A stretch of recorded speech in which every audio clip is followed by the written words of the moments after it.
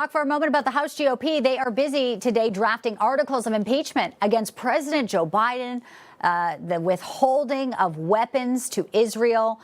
Some say it's a bit of deja vu, Trump's impeachment articles here. But this is obviously, to our biggest ally, a huge issue for Joe Biden, who I guess thought his reelection campaign in Michigan and Wisconsin was more important than Israel eradicating Hamas. Yeah, and I really wish that Joe Biden cared as much about Israel as he clearly does about Ukraine.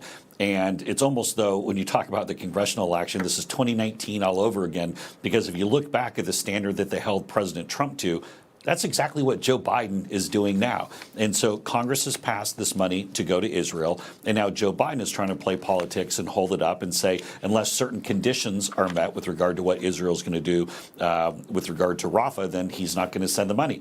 So if we're committed to helping Israel and to eradicating terrorist groups like Hamas, then we have to do it. Joe shouldn't be kowtowing to the campus liberals.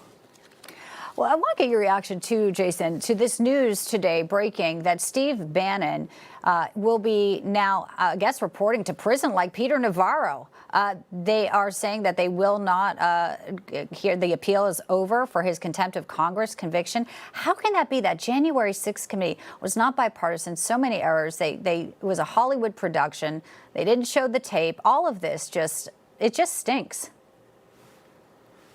Yeah, and this one's really upsetting because it shows that this isn't just about President Trump. This is about going after every single person who supports President Trump. And if you think this is a joke, they will be coming after you, sure enough. And I say everybody who happens to be watching. But in the case of Steve Bannon, this is someone who obviously worked in the White House with President Trump, who was the CEO of the president's first campaign, someone who served his country honorably in the U.S. Navy. This is someone who's a patriot. And if you read those initial indictment papers from the prosecutors, it is just dripping with disdain. It is so political, so partisan, clearly anti-Trump that anyone in their way or anyone supporting President Trump is in their crosshairs. But I do think Steve has some legal remedies he can continue, so this isn't done just yet.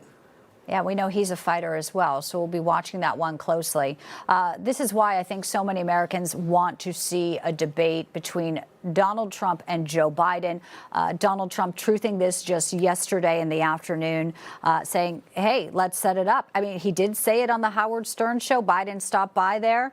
And again, even yesterday, I believe we have a little clip where Biden was pressed again. Are you going to debate? And here's what he said. Let's set it up right now. I'm ready to go anywhere that you are. We could do it in D.C., even pinpoint the White House, or in New York when your radical left fascists are finished with the election interference against your political opponent, me. Biden being pressured by the media in a rare moment, shall we say. Here's Biden.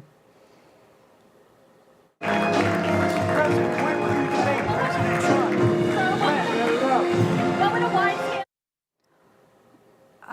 You think it's actually going to happen, Jason?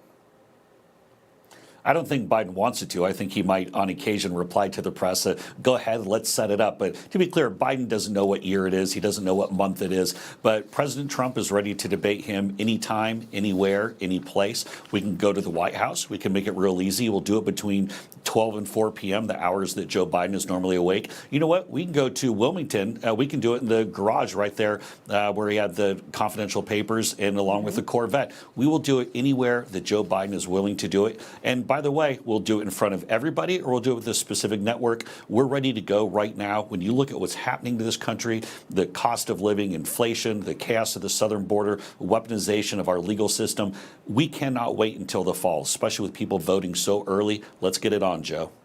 You heard it right here on Newsline. Anywhere, anytime. Jason Miller, we do hope that happens.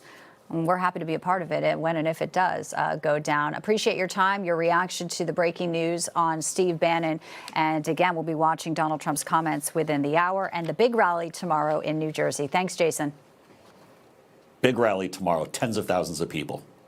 All right, can't wait. You'll be able to watch it live here on Newsmax as well. Thanks, Jason, and we'll be seeing you, I'm sure, in the coming weeks ahead.